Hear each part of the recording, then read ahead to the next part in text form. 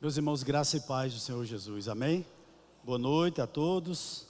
Convido você a abrir a palavra do Senhor no Evangelho segundo escreveu João, capítulo de número 5. João 5, nós iremos ler do 1 até o verso de número 15. É um texto muito conhecido. Acredito que da maioria de nós que estamos aqui nessa noite.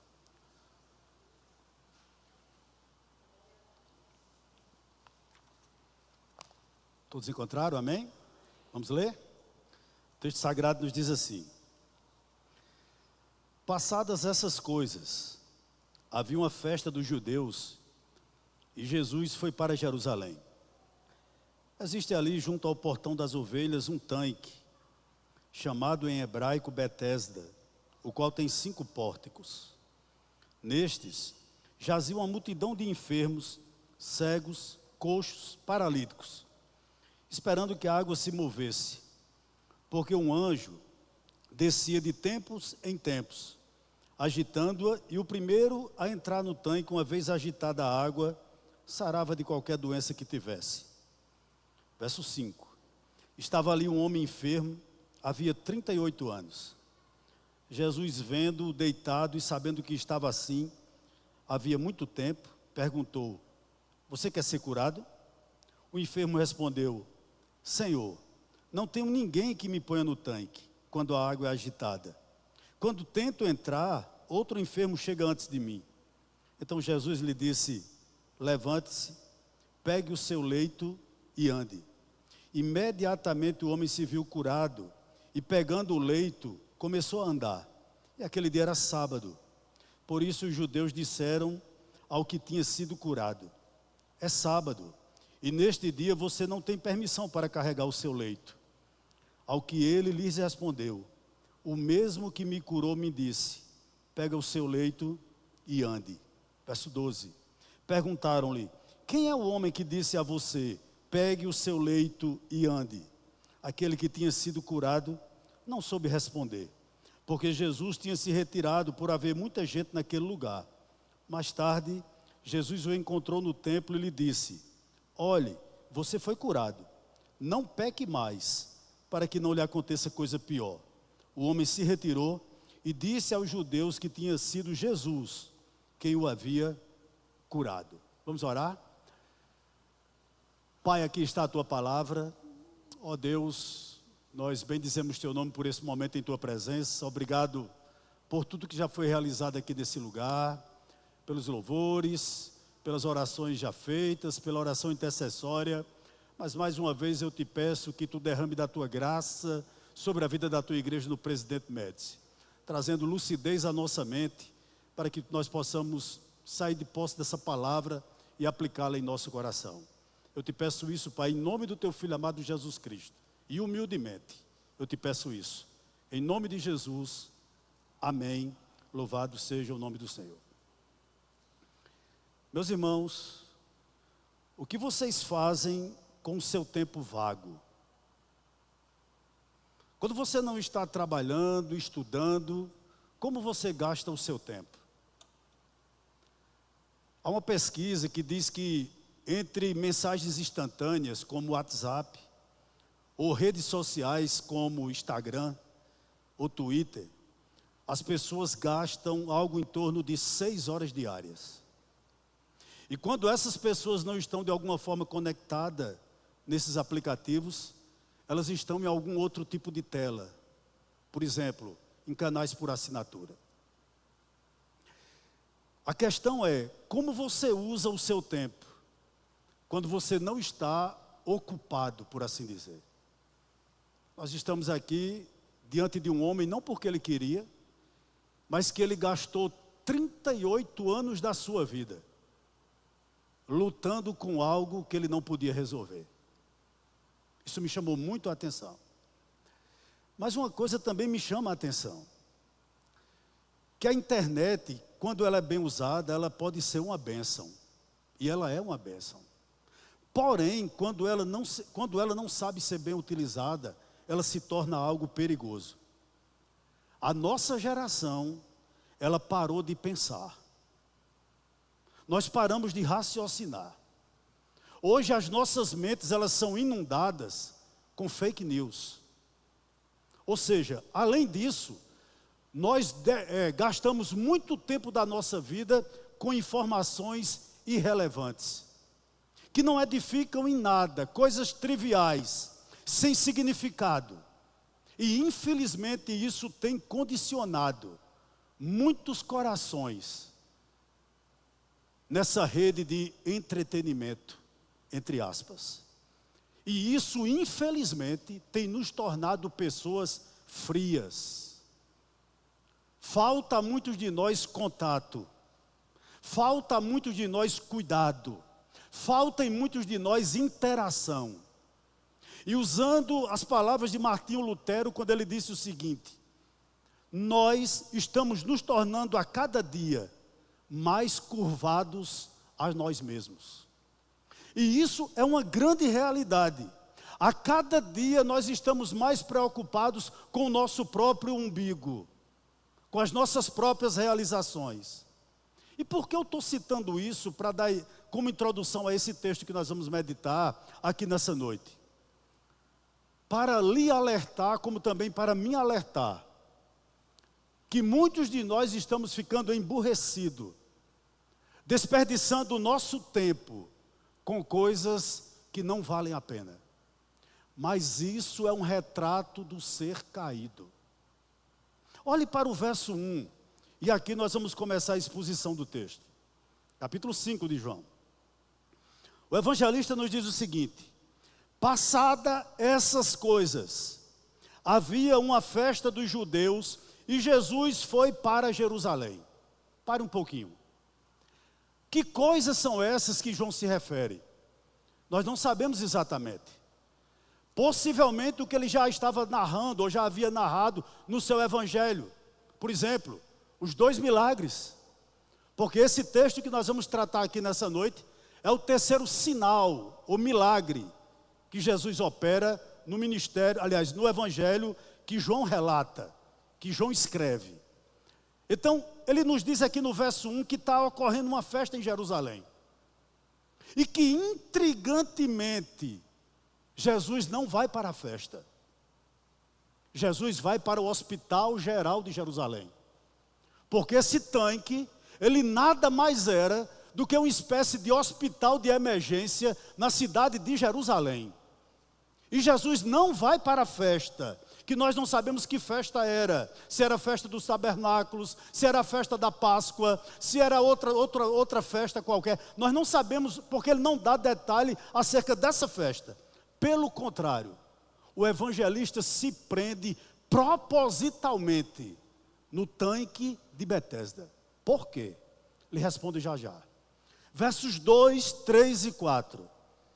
O texto nos diz o seguinte: existe ali, junto ao portão das ovelhas, um tanque, chamado em hebraico Betesda, que significa casa de misericórdia, o qual tem 5 pórticos. Nestes, ou seja, nestes pórticos, jazia uma multidão de enfermos, cegos, coxos, paralíticos, esperando que a água se movesse, porque um anjo descia de tempos em tempos, agitando-a, e o primeiro a entrar no tanque, uma vez agitada a água, sarava de qualquer doença que tivesse. Vamos parar um pouquinho aqui mais uma vez. Repito intrigantemente, Jesus não vai à festa, mas pelo contrário, ele se dirige a esse tanque de Betesda. E João vai narrar o que estava acontecendo ali. Ele oferece detalhes acerca do que estava acontecendo ali. Interessante. Ele não diz o que estava ocorrendo na festa. E era uma festa do povo dele. Era uma festa judaica. E ele não se prende a dar detalhes acerca da gastronomia dessa festa. Qual a indumentária que estava sendo usada pelas pessoas nessa festa? Qual a música que era tocada nessa festa? Quantas pessoas estavam ali? Não. De forma proposital, ele nos mostra o outro lado da humanidade. Que às vezes, as celebrações, o conforto do entretenimento, maqueia. Há muita gente muito bem de vida, indo para o inferno. Maquiada porque acha que tem um curso superior, que tem um salário maravilhoso, que possui grandes amigos que estão na alta escala da pirâmide social, tem todo tipo de conforto, mas estão indo para o inferno maquiado nas festas. Há muitas pessoas assim. E esse texto, ele tem uma coisa interessante entre tantas para me dizer e dizer a você nessa noite. O texto nos mostra que entregue a nós mesmos, nós estamos entretidos com o pecado. Essa é uma grande realidade. Uma multidão estava na festa, quem sabe, irmãos, dando muito gargalhadas. Uma multidão estava nas festas, com suas melhores roupas. Uma multidão estava naquela festa, embora fosse com certeza uma festa religiosa, estavam todos sãos.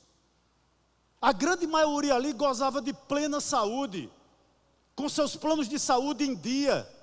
Me permita parafrasear. Tinha internet de melhor qualidade. Tinha plano da Unimed de melhor qualidade. Possuíam um cartão de crédito sem limite, ou limite altíssimo. Era esse povo que estava na festa. E eu lhe alerto para o seguinte: uma das formas mais danosas do pecado é nos dando conforto demais, é nos dando segurança demais, é quando ele nos dá entretenimento demais, e pior ainda, quando isso tudo vem recheado de religião. Não se engane, há muitas pessoas no meio evangélico vazias de Deus, mas socialmente estão bem demais, financeiramente estão bem demais, saudáveis demais, maquiados demais, mas espiritualmente falando não tem diferença daquela multidão que está no tanque de Betesda. Isso me chamou muito a atenção. Verso 3 e 4, olhe para ele com um pouquinho de cuidado nessa noite. Vou reler, só pela terceira vez. Nestes jazia uma multidão de enfermos, cegos, coxos e paralíticos, esperando que a água se movesse, porque um anjo descia de tempos em tempos, agitando-a, e o primeiro a entrar no tanque, uma vez agitada a água, sarava de qualquer doença que tivesse. Nesse tanque aqui está o retrato do homem sem Deus. Por quê, pastor? Preso às suas superstições.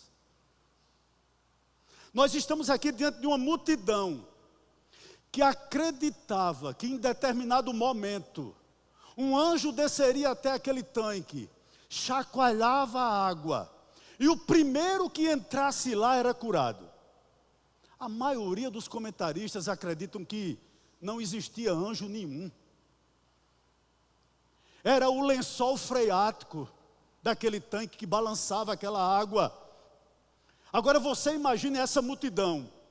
Alguns coxos, alguns cegos e outro totalmente paralítico. Como eles iam chegar lá? A concorrência era altíssima. E fisicamente eles eram dependentes demais. Mas eles estavam acreditando nisso. Esse é o homem sem Deus. O homem sem Deus, ele só começa o dia quando escuta o horóscopo. O homem sem Deus, ele acredita numa imagem que chora. O homem sem Deus vai para um túmulo do cemitério que mina água e diz que aquela pessoa que está morta lá, através daquela água, opera milagres. Nós temos relatos aqui no cemitério de Campina Grande. O homem sem Deus procura espiritismo. Ele é preso às suas superstições. Aqui está o retrato do homem que não tem entendimento da Escritura. Isso é o homem sem Deus. Era uma multidão de cegos, pois não tinha entendimento para conhecer o Deus verdadeiro. O intelecto deles, no máximo, acreditavam ou adoravam a criação. É o homem sem Deus. Eles são aleijados, ou seja, eles são mancos, alguns deles. Interessante, irmãos, há pessoas que têm vislumbre acerca de Deus, mas não conseguem caminhar por muito tempo.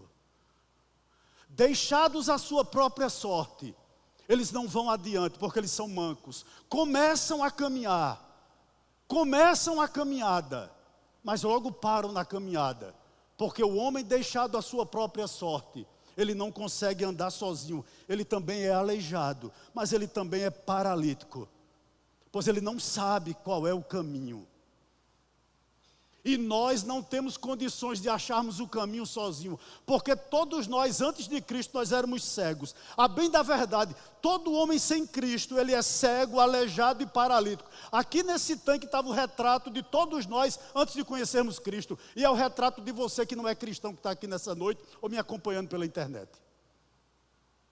Você é cego, você é aleijado, e você é paralítico, espiritualmente falando. Olhe para o verso 5 e 6. 5 e 6. A palavra do Senhor diz o seguinte: estava ali um homem, enfermo havia 38 anos. Jesus, vendo-o deitado, e sabendo que estava assim havia muito tempo, perguntou: você quer ser curado? Meus queridos irmãos, uma multidão. Uma coisa me chamou a atenção também. Jesus passa no meio daquela multidão e não é reconhecido por ninguém. Você pode dizer: pastor, também os cegos era covardia, né? Mas e os paralíticos? E os aleijados que podiam ver? E os que eram acometidos de outras enfermidades que estavam ali? Nenhum reconheceu Jesus. Jesus passou como uma incógnita para eles. Era simplesmente um estranho a mais, talvez com uma doença que aparentemente eles não pudessem ver. E diante de uma multidão daquela, Jesus escolhe um. Somente um. E aqui está o ensinamento acerca da graça de Deus em ação. Diante de tanta gente, Jesus escolheu apenas um. Por que não todos? Soberania de Deus.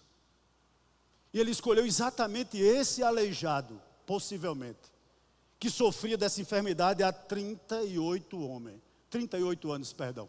Meus irmãos, esse homem aqui, ele é a maquete da desesperança. Esse homem aqui não tinha razão para viver. Esse homem aqui não tinha sonhos para embalar. A vida desse homem para ele mesmo não valia nada. Ele estava acostumado à miséria que ele vivia. Há muita gente assim, vivendo na miséria e se acomodando com ela. Interessante que em Apocalipse 1,14, há uma verdade que pode alentar o nosso coração. O texto sagrado diz o seguinte: que os seus olhos, os olhos de Cristo, eles são como chama de fogo. Ou seja, ninguém via aquele paralítico possivelmente, mas Jesus o viu. Sabe por quê? Porque Jesus, ele tudo vê. Jesus, ele viu a samaritana em pecado. Jesus viu o coração sedento de Zaqueu. Jesus viu o amor às riquezas do jovem rico. Jesus viu a hipocrisia da maioria dos fariseus. Jesus viu a falsidade do beijo de Judas. Jesus viu o arrependimento sincero do ladrão naquela cruz. Jesus conhece a sua dor. Irmãos, isso é maravilhoso demais. O Cristo que está ali falando nessa noite, não sou eu, a palavra dele, ele conhece a sua dor, ele conhece a sua angústia, ele conhece o teu vazio, ele conhece a tua crise. Tudo isso ele conhece. A vida todinha, sua vida todinha, está nas mãos dele. E ele tem um diagnóstico completo do que é a sua vida. Ele sabe todos os detalhes. Tudo que você tem passado. Toda angústia que você tem vivido. Por isso eu lhe dou um conselho aqui nessa noite. Eu creio que Jesus, ele nos distinguiu no meio de uma multidão. e nos atraiu para Ele com as cordas de amor. Quem sabe, meus irmãos, há pessoas aqui nessa noite, eu acho que todos nós estávamos prostrados, nós estávamos sozinhos, nós estávamos abandonados, muitos de nós estavam sem saída, mas Ele apareceu para nós, Ele nos escolheu, e por essa razão eu posso lhe dizer, sem sombra de dúvida, Ele é o caminho para os pés perdidos, Ele é a verdade para a mente inquieta, Ele é a vida para os que estão mortos, Ele é a luz para a escuridão da tua vida, Ele é o pão que pode te saciar, Ele é a água que mata a tua sede, Ele é a paz para o teu tormento. Talvez você diga o seguinte: pastor, por que Jesus está falando assim comigo hoje? Pela mesma razão pela qual Ele foi a esse tanque de Betesda. Sabe qual é a razão? João 6,37. Todo o que o Pai me dá, virá a mim. E o que vem a mim, de maneira nenhuma, eu lançarei fora. Verso 6 e verso 7. Eu vou reler o verso 6. Jesus, vendo deitado, e sabendo que estava assim havia muito tempo, perguntou: você quer ser curado? O enfermo respondeu: quero. Foi? Não quero. Foi? Não. Senhor, não tenho ninguém que me ponha no tanque quando a água é agitada. Quando tento entrar, outro enfermo chega antes de mim. Meus irmãos, esse enfermo, há 38 anos, ele não estava apenas preso à sua enfermidade. Esse homem, ele não estava apenas preso à sua cama. Esse homem estava preso ao seu passado. A mente desse homem o atormentava. Queridos, como é difícil viver amargurado. Esse homem, ele não só era aleijado há 38 anos. Ele não só tinha apenas uma doença física. Ele tinha uma doença na alma. O grande problema desse homem era o coração. Ele vivia remoendo o seu passado. Queridos, eu creio que Deus é soberano, claro. Mas isso não nos exime da nossa responsabilidade. Deus nos chama, mas Deus nos manda que nós venhamos a nos santificar. Bote uma coisa na sua mente: Deus não vai lhe santificar por você. Há um texto em Colossenses tremendo que Paulo diz o seguinte: fazei, pois, morrer a vossa natureza terrena. Quem vai fazer morrer a natureza terrena? Pelo poder do Espírito Santo, através da sua palavra. Quem vai operar isso é você. É responsabilidade sua. Deus, meu amado irmão, não vai lhe obrigar a ser santo. Não. Você que, como diz o pastor Jamerson, que viu a cruz ensanguentada, eu tenho até que arrumar outra frase para mim, com relação a isso aqui, que viu a cruz ensanguentada, você que tem que se santificar.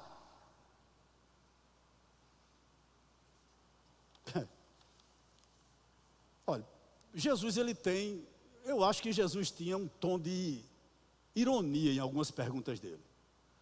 Porque quando ele chegou para Bartimeu, ele disse: tu quer ser curado? Claro que Bartimeu queria. E ele chega para esse homem aqui e pergunta: quer ser curado de novo? Parece que Jesus está de brincadeira. Mas não, irmão. Sabe por quê? Jesus estava dizendo a esse homem o seguinte: que era necessário que ele rejeitasse o que Deus abomina. Ele tinha que sair daquele lugar. Ele tinha que se levantar dali, abandonar aquela vida miserável que ele vivia. Eu não sei se você não já se perguntou, porque você conhece pessoas que estão há décadas nas igrejas, mas nunca foram curadas. Quem sabe, irmão, muitos de nós que estamos aqui, precisamos ouvir isso. Você quer ser curado? Mas pastor, está aqui minha carteira, eu tenho 150 anos de Brasil para Cristo. Deixa eu lhe dar uma carteirada. Jesus não está nos perguntando isso hoje. Ele está nos perguntando, você quer ser curado? Porque quando não se é curado, irmãos, continua mentindo. Quando não se é curado, irmãos, continua enganando uns aos outros. Quando não se é curado, a língua, meu irmão, é um azorrague, é um chicote. Quando não se é curado, continua-se no adultério. Por quê? Muitas pessoas continuam assim, porque não admitem que são fracas. E que precisam de curas em determinadas áreas da sua vida. E Jesus nos perguntou, você quer ser curado? Esse homem aqui, 38 anos, todo mundo dizia, coitado desse paralítico, as pernas dele deviam ser uns 2 fiozinhos, né? Ressequidas. Mas o problema maior dele não era as pernas ressequidas, era uma farpa que ele tinha no coração. Esse homem, ele tinha uma farpa no coração. Ele não só tinha paralisia, e por não ter sido tirada, criou um pus emocional. Quem sabe, irmãos, não existem pessoas aqui me acompanhando de forma remota, ou até mesmo aqui nesse auditório, que você precisa desesperadamente lidar com suas fraquezas, lidar com seus dramas, lidar com seus abandonos, lidar com a sua solidão, lidar com a sua amargura, lidar com a sua rejeição. Interessante que o paralítico diz, Senhor, eu não tenho ninguém. Veja que coração doente. Por que eu estou dizendo isso? Porque ele começa a colocar a culpa nas pessoas e não nele próprio. Eu gostaria de lhe dar um conselho aqui nessa noite. Meu irmão, minha cara irmã que está me escutando nessa noite, você quer ser curado ou curada? Admita que você foi ferido. Admita que lhe feriram. Admita que há uma ferida no seu coração. Identifique isso. Mas pelo amor de Deus, perdoe as pessoas envolvidas nas suas feridas. Liberte-se. Liberte-se. Eu tenho convicção do que eu vou dizer aqui nessa noite. Jesus, queridos, Ele quer que hoje você saia daqui consciente da sua doença. Entregue ela a Cristo. Sabe por quê? As cicatrizes da cura são as cicatrizes da vitória. Há coisas que nós não podemos mais conviver com ela. Interessante, olhe para o verso 7 novamente. O enfermo respondeu, Senhor, eu não tenho ninguém que me ponha no tanque quando a água é agitada. Quando tento entrar, outro enfermo chega antes de mim, eu não tenho ninguém.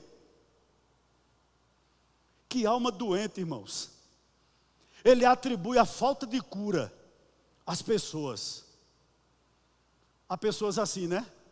Sempre os responsáveis pela culpa dele são os outros. Nunca é ele. É fulano, é beltrano, é ciclano, mas nunca sou eu. E o chamado de Deus para a minha vida e para a sua vida nessa noite é o seguinte: identifique as feridas do seu coração. Quais são? Por que isso é importante, pastor? Porque você não pode viver tampando feridas. É necessário você limpá-las. É necessário hoje à noite você... Interessante, queridos. Todo processo de cura dói. Quem já fez cirurgia aqui?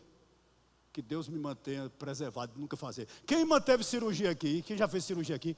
Sabe que o processo de recuperação é pior muitas vezes do que a cirurgia. O Anderson, né, nosso irmão em Cristo, que está operado do joelho, que o diga. Né?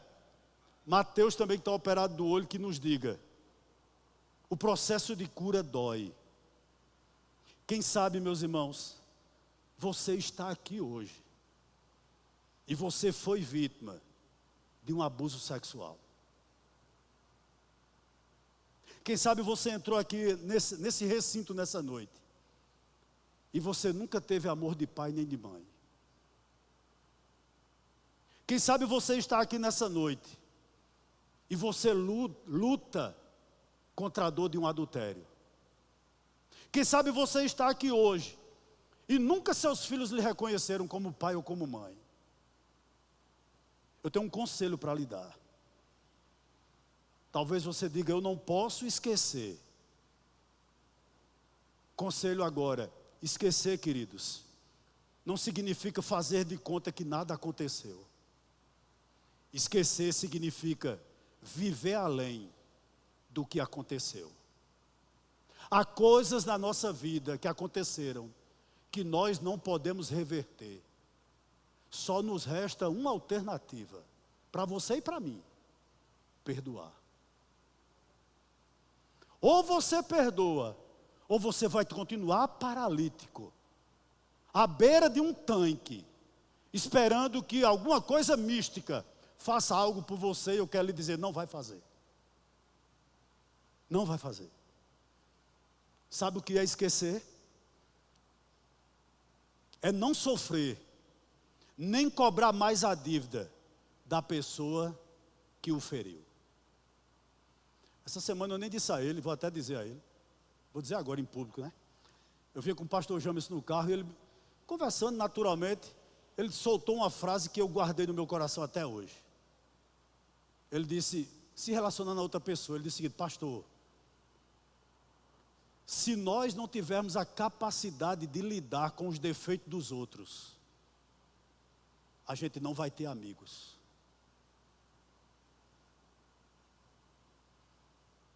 É verdade. Se você vai pensar que todo mundo vai pensar como você, vai ser igual a você, ei, queridos, você vai viver sozinho. Essa é uma realidade. Verso 8 e verso 9. Eu estou pregando ligeiro demais. 8 e 9, vamos lá? Então Jesus lhe disse: levante-se, pegue o seu leito e o quê? E ande. Imediatamente o homem se viu curado, e pegando o leito começou a andar, e aquele dia era sábado. Interessante que aqui no verso de número 8, Jesus dá 3 ordens àquele paralítico, 3 ordens. Né? Primeiro, levante-se. Levante-se. O que era que ele estava dizendo? Confie em mim, pois eu tenho poder para te ajudar. Que coisa maravilhosa. Meu querido, talvez você esteja aqui e você diga como esse paralítico: pastor, eu sou sozinho. Eu luto pelo meu casamento só, eu luto pela salvação dos meus filhos só. Eu batalho muitas das vezes só, eu oro só. Eu quero dizer, você está errada. Cristo está com você. Levanta-te. É importante, meu irmão, como isso é importante. E aqui vai um alerta para você que evangeliza. O que eu achei maravilhoso aqui é que Jesus, quando chegou naquele tanque, Jesus não deu uma aula de teologia àquele homem. Não que fosse errado, ele ia fazer isso depois. Quando chega naquele tanque, Jesus não faz um discurso longo diante daquele homem. Por quê? Porque pessoas sem esperança, elas não precisam mais de conhecimento em primeiro lugar, mas de compaixão.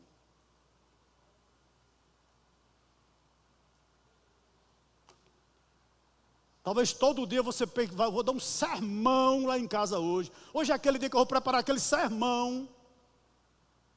E Deus está lhe dizendo nessa noite o seguinte: muitas vezes é necessário que você demonstre o que Cristo fez na sua vida. Porque pessoas necessitadas, em primeiro lugar, elas precisam de compaixão.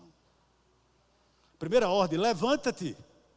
Mas ele dá uma segunda ordem: toma o teu leito Oh, meus irmãos, esse leito aqui, essa cama, essa maca, sabe o que ela era? Ela era uma espécie de esteira feita de palha. Só os pobres tinham. Agora você imagine uma esteira, o dia todinho com um paralítico, como estava o estado daquela esteira? Imagine, não tinha fralda descartável. Um dia todinho sem ir no banheiro. Você imagina comigo? Quantos e quantos anos aquele homem não estava ali? Ele não tinha ninguém que botasse no tanque, também não tinha ninguém que lavasse a esteira. Era só bater na esteira e no outro dia talvez estava lá de novo, não é verdade? Você imagine como estava essa esteira. Mas Jesus manda que ele a leve. Né? Ele deve ter enrolado aquela esteira, colocado ela debaixo do braço e partido. Por quê?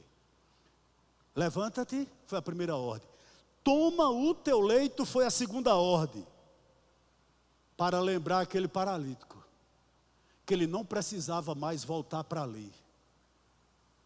Porque a partir de então, Jesus estava cuidando dele. Toma o teu leito e anda. Posso lhe dizer algo aqui nessa noite? Você está temendo o futuro por quê? Você tem medo do dia de amanhã por quê? O Senhor nos diz hoje, levante-se, confia em mim.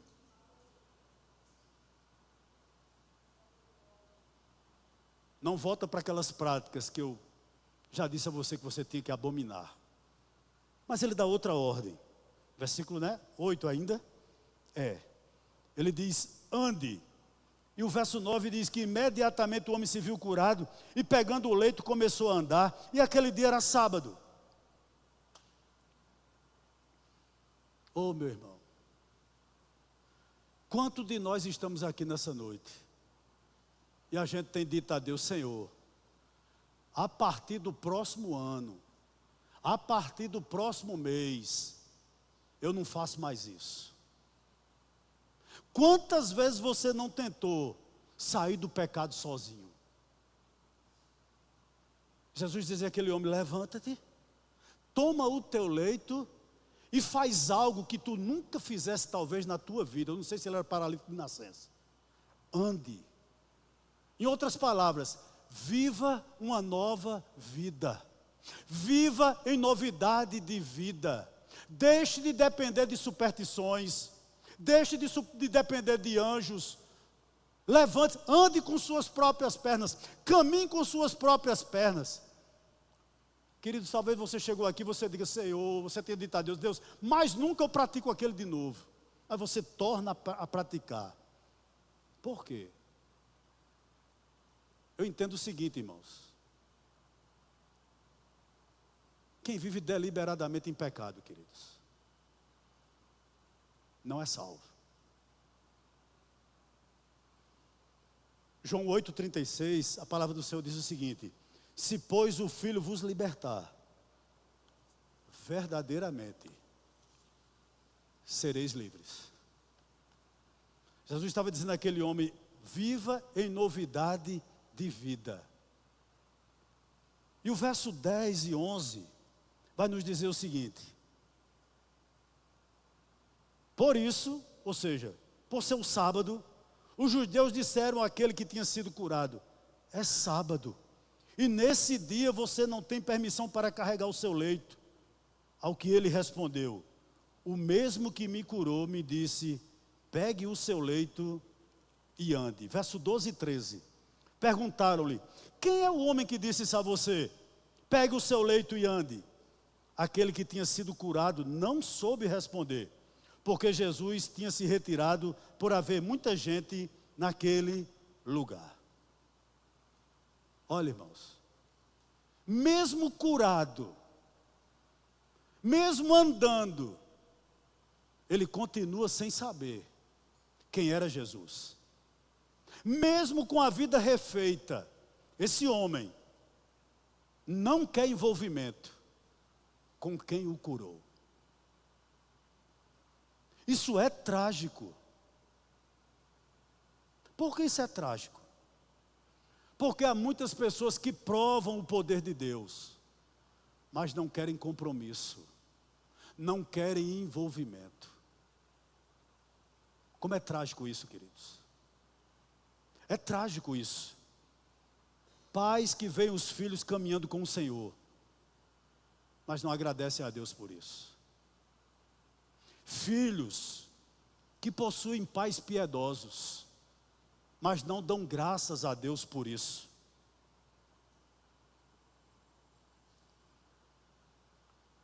Meus amados irmãos,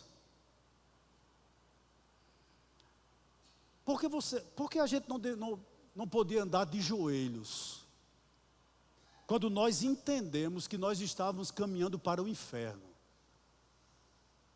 Mas nós entendemos a obra de Cristo Jesus, e Ele nos resgatou. Será que nós não somos gratos por isso? Por tão grande libertação. Mas esse homem aqui era um insensível. Mesmo curado, ele não se esforça para conhecer acerca de Cristo. Ele curou, foi curado, amém, vamos embora para casa. Interessante, no intervalo que ele vai para casa, ele diz com todas as letras: quem me curou, não sei quem é, mas foi ele que mandou eu tomar esse leito e andar. Em outras palavras, ele estava dizendo o seguinte: eu não tenho nada a ver com essa cura, vão se ter com ele. Vocês querem me perseguir porque eu não quero ser perseguido por conta desse homem. Olha o verso 14 e o verso 15, para lançar a luz do que eu estou dizendo aqui. Mais tarde, Jesus o encontrou no templo e lhe disse: olhe, você foi curado, não peque mais, para que não lhe aconteça coisa pior. O homem se retirou e disse aos judeus que tinha sido Jesus quem o havia curado. Coração duro. No verso 14, mais uma vez, Jesus vai ao encontro desse homem e adverte-o. E diz: olha, não peques mais, para que não te aconteça coisa pior, ou seja, para que você não vá para o inferno. Jesus estava dando mais uma oportunidade a esse homem, a entregar-se a ele sem reserva. Mas o homem não quis. Eu entendo o seguinte, irmão, na mente daquele homem passou o seguinte: eu passei 38 anos sem poder dançar, sem poder andar, sem arrumar uma namorada. Eu vou é curtir a minha vida. Eu vou lá ser perseguido por ele. E imediatamente ele foi lá nos religiosos e dedurou Cristo. Sabe por quê? Porque esse paralítico, ele até queria cura para o seu físico, mas ele não queria cura para o seu coração. O que ele estava dizendo àqueles religiosos era o seguinte: eu não tenho culpa de nada. Eu estava quietinho lá no tanque de Betesda, doido que Jesus, ou Deus, né, que ele não sabia o que ele dizer, doido que Deus mandasse, eles acreditavam nisso, um anjo mais vagaroso, que balançasse a água com um pouquinho de preguiça, para que eu pudesse cair dentro. Eu não tenho nada a ver com esse Jesus, eu estava esperando uma cura ali. Mas ele entrou naquele pórtico, e lá no tanque ele me curou. Mesmo depois de curado, ele não quer conhecer Cristo. Ele não quer envolvimento com Ele. Você me permite, você não precisa concordar comigo aqui. Eu tenho dúvidas acerca da salvação desse homem. Por quê, pastor? Porque esse homem amava mais a glória dos homens do que a glória de Deus. Mas se eu disser isso, você vai dizer: isso é coisa da sua mente. Mas interessante, compare a atitude desse homem com a atitude do cego de nascença, de João capítulo 9. É um sábado também. Jesus cura aquele cego de nascença. E interessante, né? Os religiosos, quando vê aquilo, dizem: quem te curou? E vão até os pais dele e dizem o seguinte: esse menino é cego de nascença, quem curou ele? E os pais dele dizem o seguinte: nós não temos nada a ver com isso. Ele já é de maior. Procure ele, que ele responde por si mesmo. Os religiosos retornam àquele cego. Ele dá uma resposta interessante. Ele diz mais ou menos o seguinte: nunca se teve ideia de algum cego que foi curado. Ele estava dizendo: eu fui o primeiro. E só Deus pode fazer isso. E Jesus vai até ele novamente, e ele diz o seguinte, né? Jesus diz o seguinte: tu credes que Deus te curou? Quem é Deus? Ele pergunta. E Jesus diz: sou eu. E a palavra do Senhor diz que ele o adorou. Se quebrantou na presença de Deus, demonstrando quebrantamento, querendo envolvimento, querendo conhecer. Terminando, queridos, aqui nessa noite. Sabe por que Jesus curou esse homem? Para que ele, através da sua vida, glorificasse a Deus. Sabe por que Deus permite que tenha salinhas da criança aqui? Para que teus filhos, quando cresçam, glorifiquem a Deus. Sabe por que nós estamos montando aqui um mini seminário para vocês? Para que vocês cresçam no conhecimento e glorifiquem a Deus. Sabe por que nós temos culto terça, domingo pela manhã, domingo à noite e em sábados também aqui alternados? Para que você cresça na graça, no conhecimento e a sua vida glorifique a Deus. O que é pior do que uma doença, pastor? Eu vou dizer a você. Mesmo texto, aliás, mesmo capítulo 5, vá para o verso 24. 5:24. Em verdade lhes digo, quem ouve a minha palavra e crê naquele que me enviou, tem a vida eterna. Não entra em juízo, mas passou da morte para a vida. Qual a coisa pior que pode lhe acontecer? Não ouvir a palavra.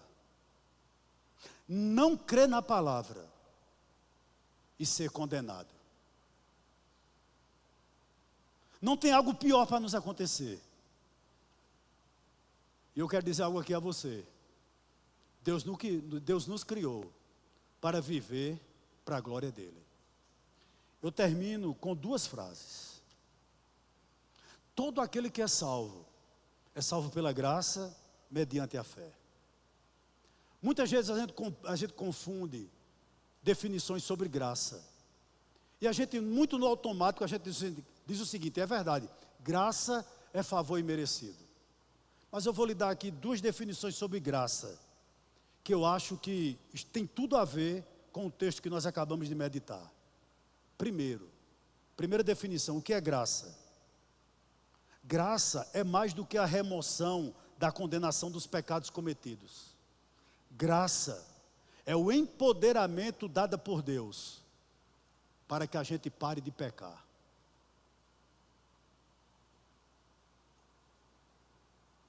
Quanto mais graça Deus derrama sobre a vida de alguém, menos ele peca.